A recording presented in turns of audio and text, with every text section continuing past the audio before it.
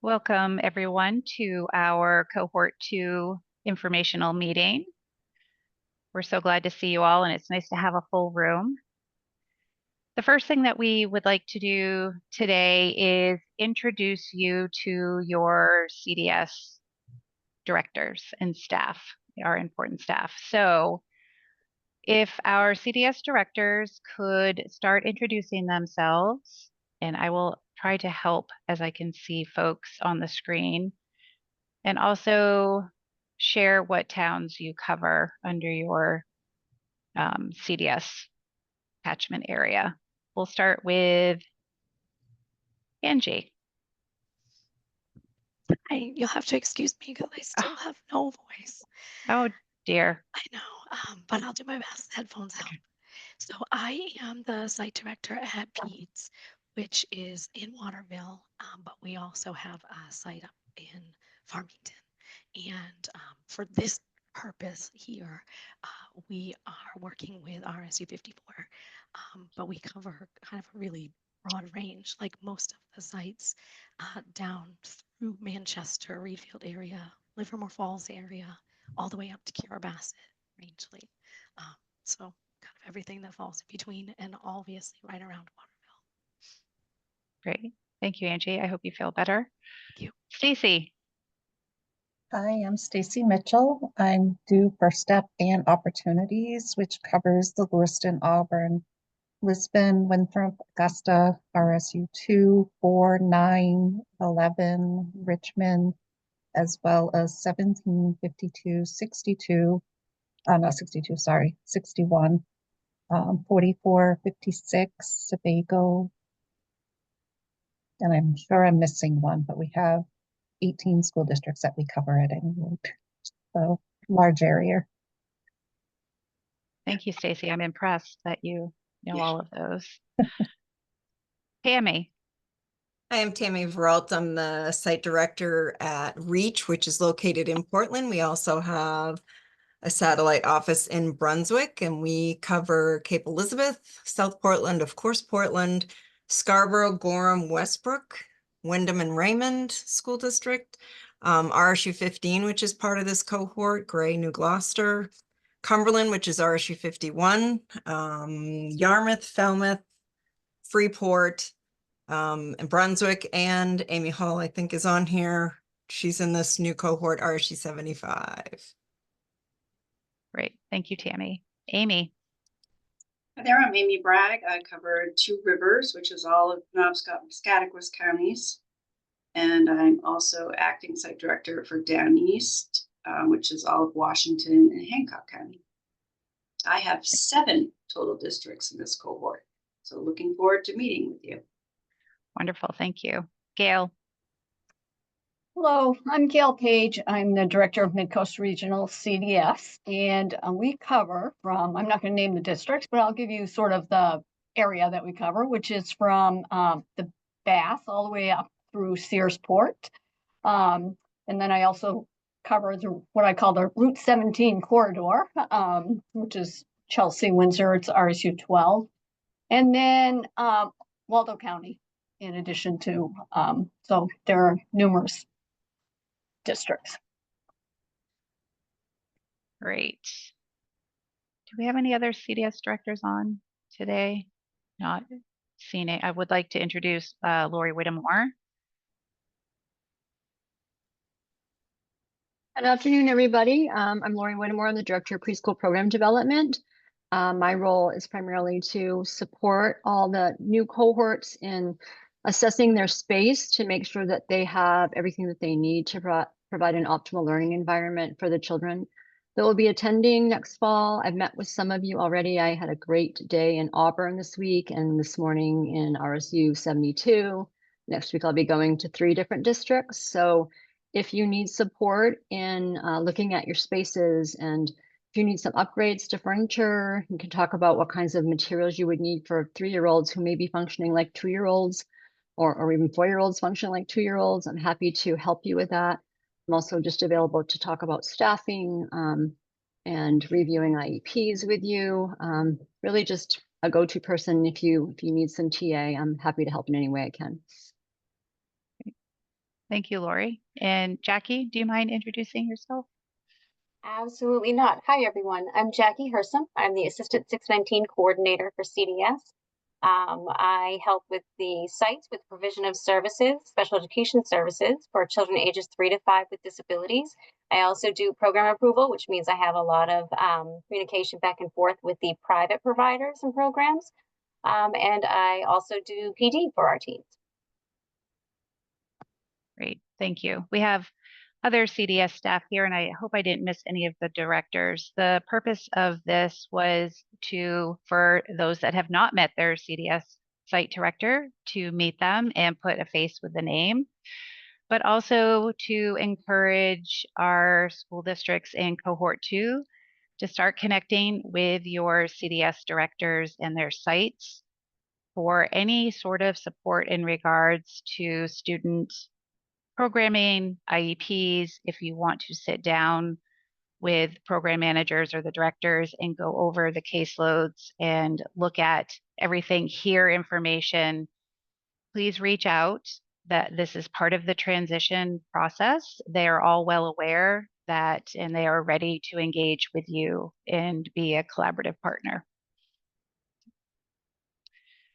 And with our email that goes out after this meeting, we will also put the list of directors and other staff that CDS staff that you need to know about. Any questions about CDS? Just looking in the chat. Oh, okay. So it looked like some people had some tech issues getting in. But so the next item on the agenda is looking at using vans for early childhood special education. So I am going to share my screen. And, oh, yep. Okay, can everyone see my screen now? Can everybody see? It should say Yes. transportation. Okay, thank you for letting me know. Sandy, if you can make it a smidge bigger, Sure. could benefit from that. I was trying to set it up so I didn't have to like flip through pages. You will all get a copy of this in the email that is going to go out after this meeting. So there are 2 pages. The first page is just an overview of the process.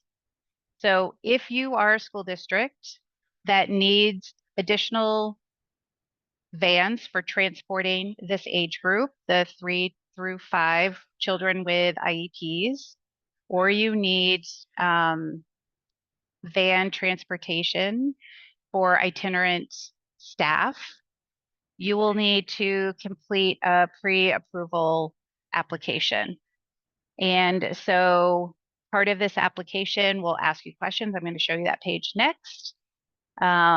If you've been approved after you go through this process, you will follow the normal process for purchasing a van.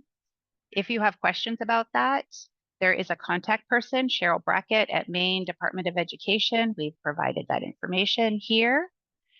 And then you will bill all allowable costs to our cost center, which you probably haven't learned about yet, but it is called 2213. And that can include payment, mileage, cost of the driver, any car seats or safety seats that you need to purchase, or monitors or aids. And then there is a link for more information regarding van use. So now I'm going to try and flip to the next screen. But my mouse is frozen. Hold Sandy, on. there's a question from Rafe Forland about is the van restricted to only transporting aged 3 to 5 students with IEPs? And hello, Rafe. So the guidance that we want to provide for that is that if you are using it for other age groups, then you have to prorate that. Am I saying this right? My fiscal team. And would you like me to? Yes, out? Paula, thank you. Yes, certainly. I want to make sure I'm giving them the right message, and I will try to unstick my mouse while I'm Okay, while so you're talking. ultimately, there's kind of two things happening here. If you're only going to be using it for 3 to 5-year-olds in pre-K with IEPs and nobody else, then all of the cost can be put into 2213. However, if you are going to use it for other things, which is fine, that's your choice. But what we would request is that you would purchase it through your regular general fund and bill back to 2213 when you use it for this purpose. I hope that makes sense, Rafe, and everybody else. Because really, we have to separate out the costs. No, it makes sense, Paula, but logistically, there's obviously a lot of issues there, but that sort of gives you a sense. Thank you. Thank you. I'm just wondering if everyone can still see my screen and if it has switched to a different page that looks like an application, because for whatever reason, my mouse is frozen. Yes, Never- it's switched. Okay, thank you. So this is the very simple application that you would go through if you were interested in billing back, as Paula said or shared about that. So just very simple information about your district and who the contact person is. You'll provide a brief explanation of the reasons that students cannot ride the school bus, a brief explanation that your current transportation fleet could not be used, a brief explanation to the reason that the school district cannot utilize a community transportation system. If the purchase or lease is for staff only, a cost benefit review against the use of their own vehicle and billing the mileage to this fund. Then a review and explanation regarding the longevity of need for this type of purchase. And then any other information that you would like to provide that would support an understanding of this pre-approval process. So once again, these documents will be sent to you after this meeting. I'm going to stop sharing if my computer will allow me.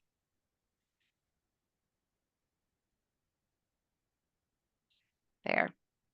And if you have any questions after you get the documents, please reach out. Any other questions regarding the vans? No? Okay, I will turn it over to Susie Perry. Thanks, Sandy. Let me get the sharing screen up here. So are you now seeing the Yes. presentation? Great. So hi, everybody. I am a consultant working to support Maine's Early Childhood Special Education Initiative. And I just thought I'd do a little introduction of myself and then what we're going to be talking about today. I've worked in private and public schools, education for over 15 years. Spent another 15 years working at the State Department of Education in Arizona, coordinating services to young children with disabilities. It's been my pleasure to work with Maine's Department of Education staff and see all of the great work that they've accomplished over the past year with the first cohort of schools participating. They've said that they've been building the plane as they are flying. Honestly, the teamwork, the cross-agency work, the collaboration with schools and families has shown that their success through dedication and perseverance and all of their talent to move this initiative through the most difficult stage of getting started. So thanks to the schools and the department for their efforts. Today's presentation is an overview of the information and supports that Cohort 2 can expect over the course of the upcoming year. Since this is a new cohort of school districts, of SAUs, we believe that it would be helpful to share some foundational information that will be the architecture for future meetings and explain the supports and guidance that we'll be providing over the coming year, as you take on the FAPE responsibility. So the topics today will be FAPE and public education, mixed delivery system and preschool environments, child find, fiscal supports, transitions, and educational outcomes for children. So these topics we'll introduce today will include ongoing information and support over the course of the coming year. So I think it would be good to go back in time a little bit to better understand where we're at today. So back in 1976, about 49 years ago, the Education for All Handicapped Children Act, PL 94-142, now known as IDEA, was enacted by Congress mandating special education for programs for children ages 6 to 21. And they only incentivized states to provide early childhood special education services for 3 to 5-year-olds. That legislation was amended 10 years later and required the provision of services to eligible children beginning at 3 years old, and then included specific financial support. As a result, all eligible children ages 3 to 21 were to receive a free, appropriate public education in the least restrictive environment at no cost to the parent.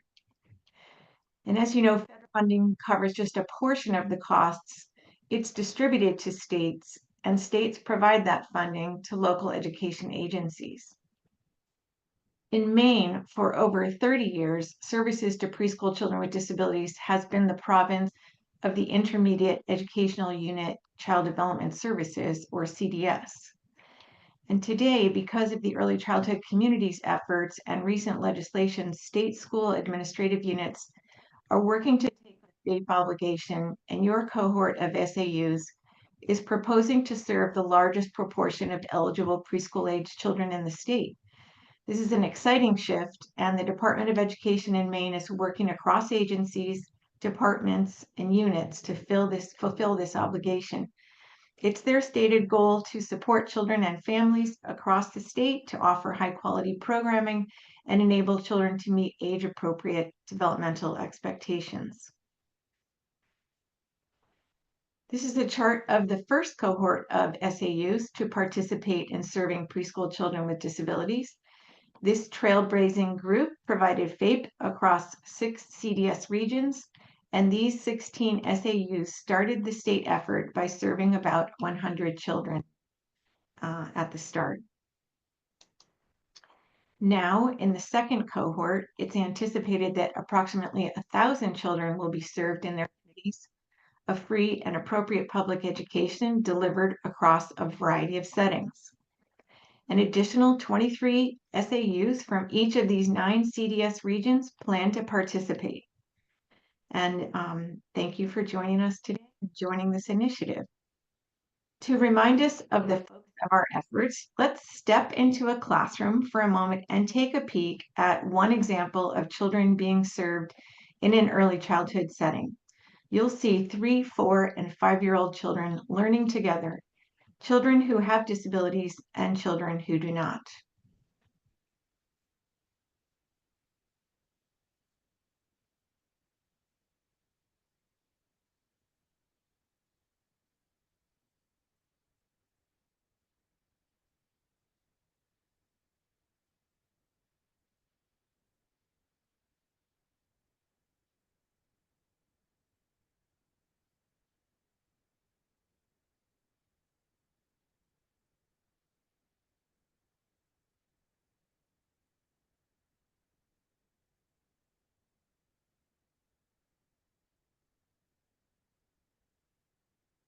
So it's so nice to see the kids.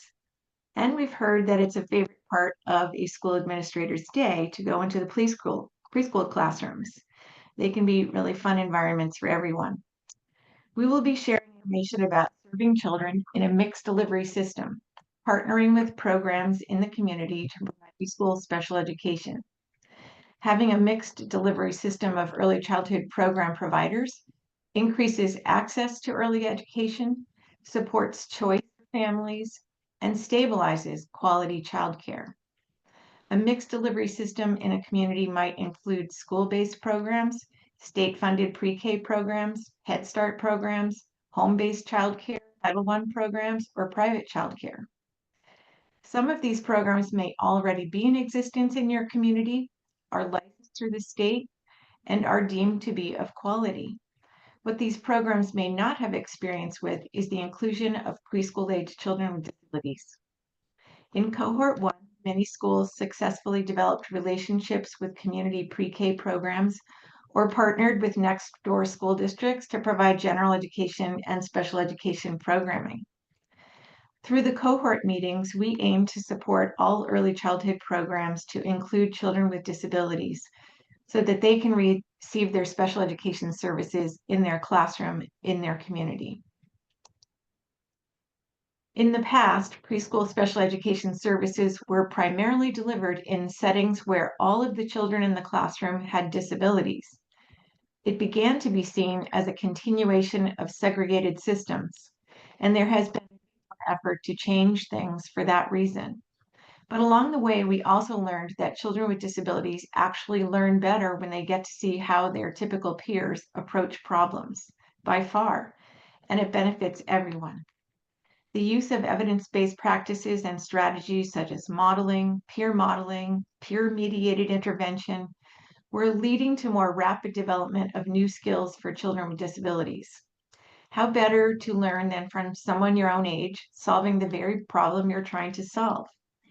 But if a child with a delay is not in a setting where most kids are demonstrating the skill, turns out it's not as productive. You will learn more throughout the year in the cohort meetings about the importance of preschool environments, how to ensure we consider the least restrictive environment for each preschool age child, given that every community differs in the type and number of programs, and each year's children have different needs. For school-age children, public school programs have long been established. There are grades and classrooms for each age group. But for preschool-age children, since preschool is not considered a grade, there are challenges to ensuring services for this age group and making sure that there is a continuum of placement options available for the children each year. Over the course of this year, Cohort 2 schools will be supported to consider the public education options for preschool and if they can be expanded to include community providers that have demonstrated quality programming. As SAUs take on the responsibility, child fine regulations are applied to preschool much in the same way they apply to school age. The requirement is that all children with disabilities are identified, located, and evaluated, and the schools have a method to carry child fine out. SAUs are familiar with child fine activities for children already enrolled in public school programs, but when they are at home or in private childcare, child fine can be a bit more challenging. Over the course of the year, as Cohort 1 schools started to offer preschool special education services and programs, additional families began to inquire about the programs and services. There was a fairly steady increase in the numbers of children that were being enrolled each quarter. One of the biggest perceived barriers to providing early childhood special education is related to fiscal and financial support. Maine has committed to supporting schools with state funds to ensure their early learners get off to a great start. There have been startup funds, preschool expansion funds, and state funds, in addition to federal funds to support the provision of early childhood special education services. The department regularly meets with school districts involved in the cohorts to answer questions, address fiscal, funding, and programming questions and needs. Children enter into preschool special education services through two primary pathways, through Child Find and through early intervention services. In Maine, early intervention for me serves children with developmental delays ages birth through 2 years of age. And then eligibility for special education services is redetermined for preschool. Because birth to 5 is a critical period of development, it's important for schools to participate in and support timely transition activities so that delays are minimal. Supports and informational presentations for Cohort 2 to engage in timely transition activities are scheduled for this coming year. The next transition happens when children are ready for kindergarten. It's another big step. Public pre-K and Head Start programs have transitioned to kindergarten requirements and recommendations for transition best practices. Ultimately, our goal is to help children to grow and develop and achieve the milestones expected for children their age. To make these gains, schools, parents, and state agencies work regularly to help children use evidence-based practices, developmentally appropriate learning goals, working collaboratively in classrooms, schools, and agencies, and by participating in ongoing professional development. To determine whether children are making progress, the progress we expect, the Child Outcomes Summary process is one of the professional development topics we'll be offering. We will be presenting on the process for measuring and reporting on children's growth and development during this year's cohort informational sessions.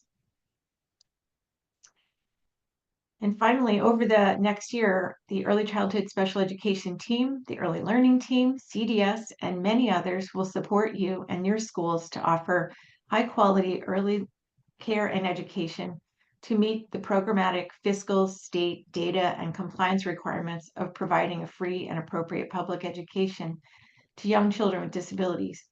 We hope you reach out to us at any time along the way. We're excited for this journey together. I have some contact information that you'll be seeing pretty regularly, and we hope you reach out to us and we will work to support you and your teams. Thank you. Thank you, Susie, for that overview of early childhood special education. Does anybody have any questions at this point? You can either throw it in the chat or you could unmute.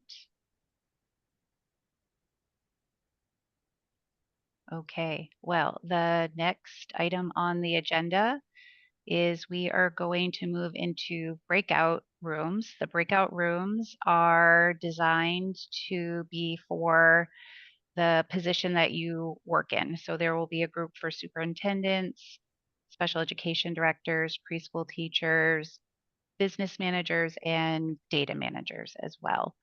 For those that are in CDS world and you're not quite sure, please pick a room to jump into. Each room will have a host, and that host will collect questions that people are asking. If there are questions that they cannot answer, we will gather those as a whole group and push out the answers to everyone either through an email or at the next meeting as well. So Jen, I'm going to turn it over to you to magically make the breakout rooms work. Open the rooms. Hopefully you can see them and be able to join. I can see a list of people. And then on the bottom, you see the list of people, and then if you scroll all the way to the bottom, you will see join. Oh, gotcha. Okay. Does everybody get those directions? So scroll to the end of the list. If you are not on a list, is there a room that they can pick under more on the bottom of your toolbar? You can click on more with 3 buttons, and then there's breakout rooms. And you can pick a breakout room to get into. So please join a breakout room. I don't see Seeing breakout rooms. on the You 3 don't see buttons. them? No, Okay. no breakout rooms. Oh, I don't okay. see anything. Well, I apologize. I'm going to allow you to do that now. So now you should be able to see it. Ah, yes. Okay. Thank you. There was a magic button I didn't know existed, so.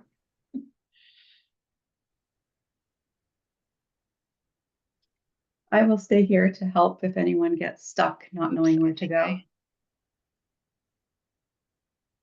Yep. The button keeps moving because everybody's joining. There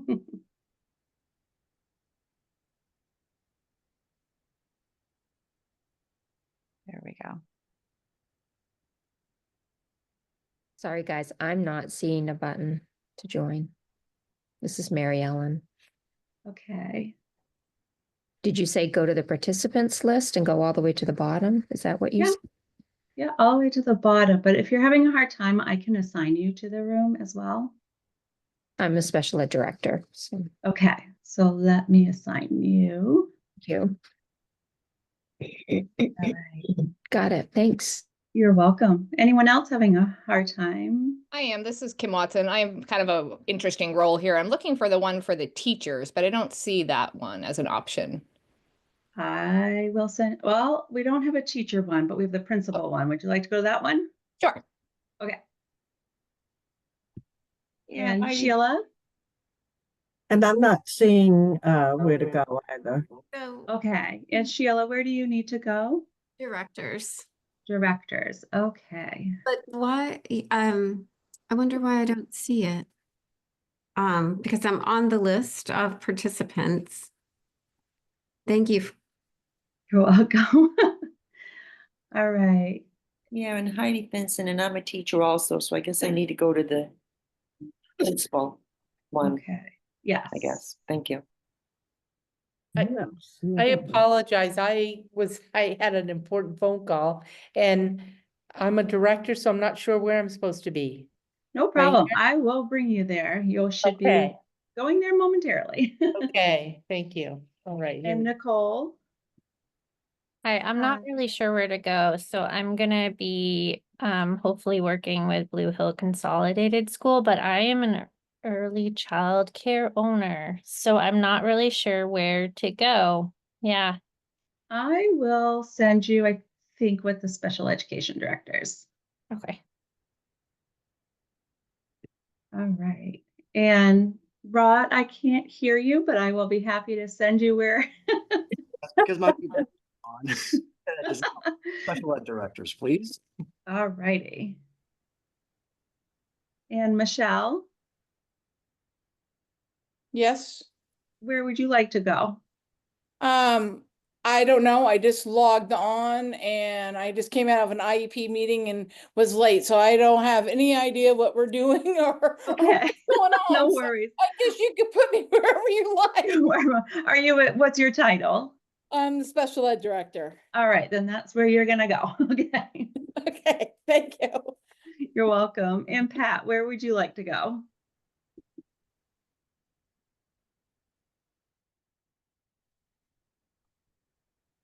Okay.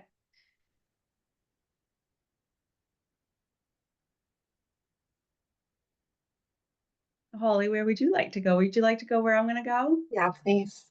Okay. Where are you going? I'm going to the data managers, where there's only one person there, so and it's only Kim. So we must not have any data managers on this call.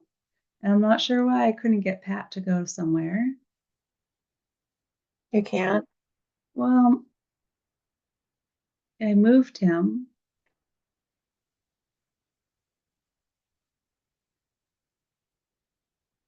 I'm not Do sure. I have to accept it? I think so. All right, where do you feel you would get the most information? Do you want to go to maybe the special ed directors? Yeah, maybe that would be the best bet. Okay. I can just join if you don't have to send me there. I have it up. I just was like, I don't know where I'm going. I can send you there. Okay. Oh yeah, there's the button for it.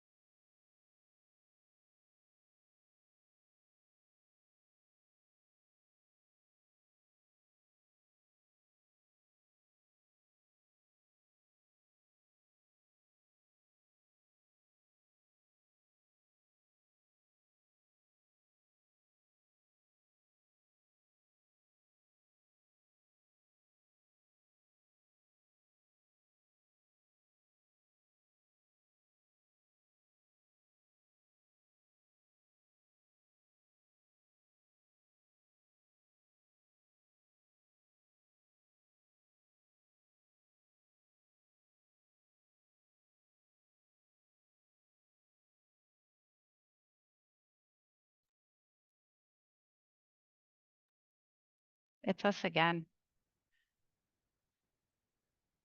Which I don't know where Jen went because I thought she was going to stay here. She popped into our room, so I kind of thought she was popping around to different rooms just to listen. Okay. I don't know. Maybe. There is really no other information being shared other than a final goodbye. So you could gain 5 minutes back in your day if you don't want to sit here and pepper me with questions. You're also welcome. you. Thank you.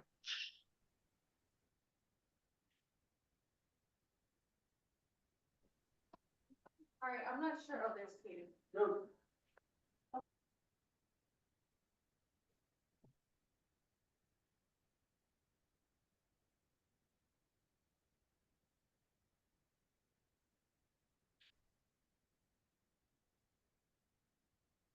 I'm just curious, Leah and Nicole, were there any school districts missing from the meeting today that didn't attend? Yeah, there were 13 that registered, so Oh. there were actually quite a few that weren't there. And I don't know, was it just bad timing for them Right. today, or did they, not without knowing any more than what we had sent in the email? I'm going to hope that that was the case. Michelle will send the recording out, and then Okay. you can kind of gauge, based on that. Yep. Yep. Fingers crossed, Sandy. I know. Let's hope that we have some folks show up tonight too to learn Yeah. more about it. Be exciting. Yeah. Did they have to register for a specific session? Like, was it they either were registering for today or tonight, or they just registered and then got to choose? Right.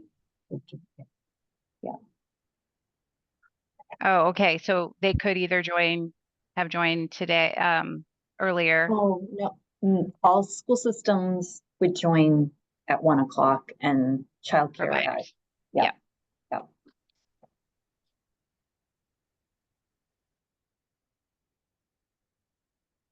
We brought our finance team back. We were told we were done.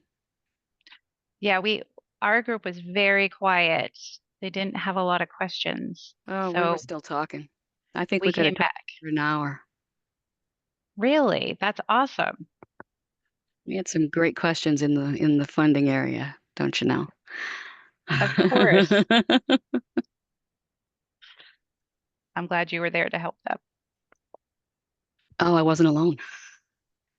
And Ida and Kim Ida. and Jen came in. Did we not have any data managers today? Oh, darn. That's too bad.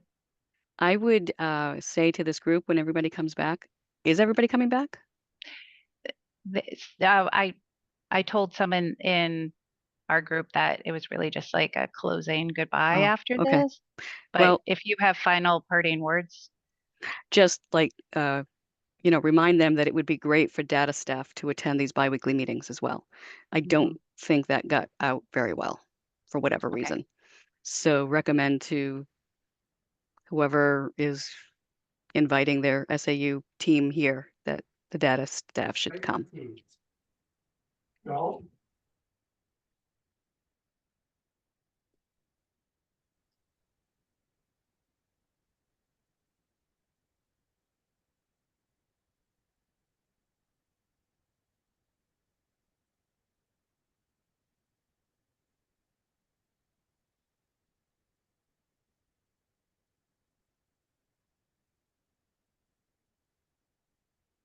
So Paula, why don't you fill some time and share with us some of the questions that you had?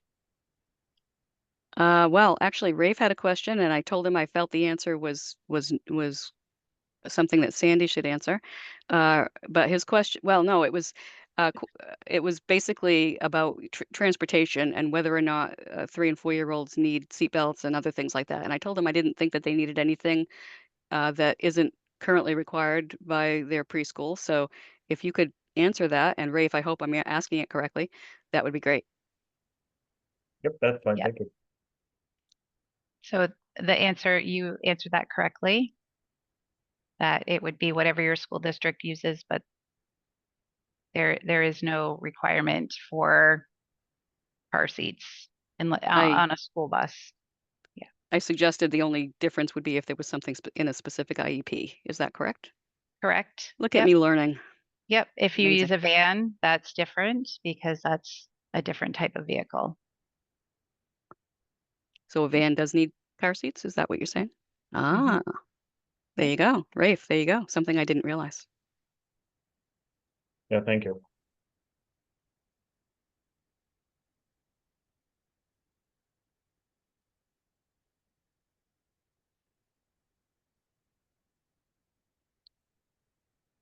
Welcome back, everybody. I think everyone is back now. We appreciate you breaking out into groups and being vulnerable and asking questions and helping us learn more about what you need. And hopefully we have answered some of your questions. And if we haven't, our team will now pull all of those questions together and get some answers for you and push those out to you. But before we leave for the evening, because it is 4 o'clock, does anybody have any questions for the whole group?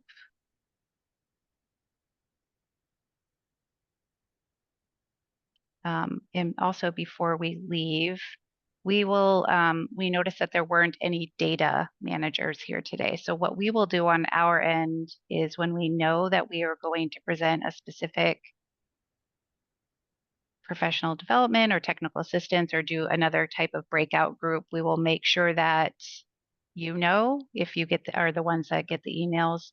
We would also appreciate if we don't have your, did I say business manager or I meant data?